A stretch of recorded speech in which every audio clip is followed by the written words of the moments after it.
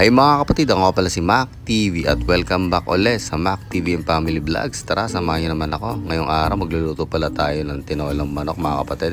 Sinangkot ko na nga to sa paminta at bawang mga kapatid. At 500 times ko rin itong hinugasan mga kapatid. Talagang sure na malinis talaga ito mga kapatid. Siyempre kailangan natin itong halu-haluin para itong ingredients na nilagay natin sa manok po mga kapatid ay manuhot na habang kumukulo siya. Sumiksik na sa laman at sa butuman niya o sa balat para lumasa ng tuluyan ito mga kapatid. At makalipas nga ng 30 minuto na pagpapakulo natin mga kapatid para ilabas ang residue at mga sebo ng manok.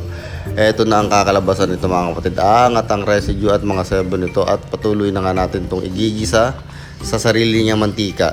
That's what I'm talking about, brother. That is it. This is it. Tinta ng pusit. Yan yung sinasabi kong residue na ilalabas ng manok na to. Ito na nga, patuloy na natin siyang ginisa sa sarili niya mantika, mga kapatid. Let's go! Ayan na nga, mga kapatid. Nilaglag na natin itong sibuyas, luya at bawang, mga kapatid, para igisa na natin itong manok. Kasi tapos na natin siyang pakuluan, ilabas yung residue niya.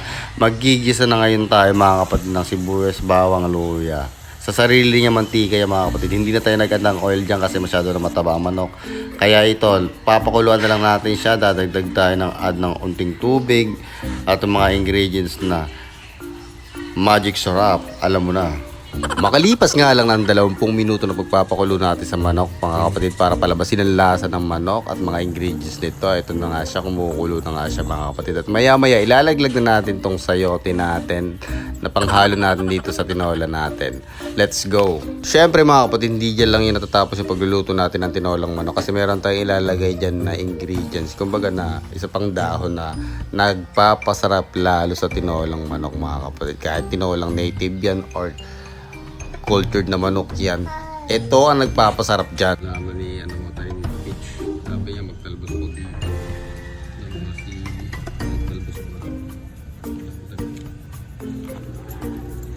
Tumalas pa siya.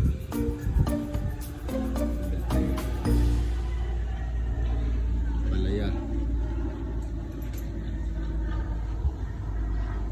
Talbos na nga ako dito. Talbos ako na.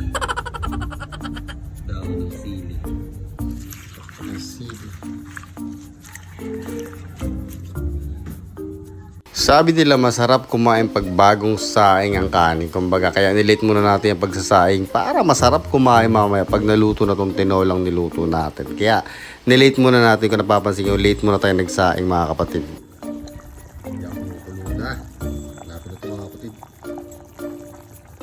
Siyempre, hindi pa rin dyan natatapos yung pagluluto natin kasi wala pang lasa yan. Lalagyan pa natin ng pampalasa yan. Bukod sa magic syrup, maglalagay pa tayo at mag-add pa tayo ng patis dyan.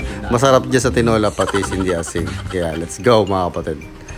Kaya nga, mag-add na nga ako ng patis dyan. Unti lang, saktuhan lang na patis. Na hindi naman masyadong kaalatan, saktuhan lang. At maya-maya ilalaglag na natin tong dahon ng sili natin. Ibabaw lang to. Siguro mga half cook lang to. Hindi naman masyadong pakuluin.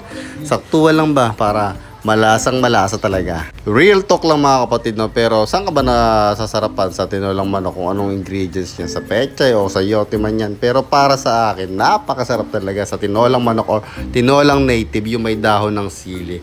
Talagang balance na balance talaga yung lasa. Talagang lalabas talaga yung tinolang hinahanap mo, no? Mga kapatid, no? Yun ang napakasarap talaga. Okay. Let's go, luto na to at titikman na natin itong tinola natin.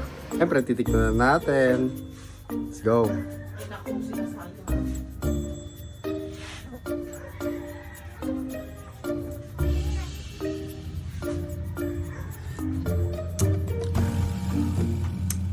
Sarap!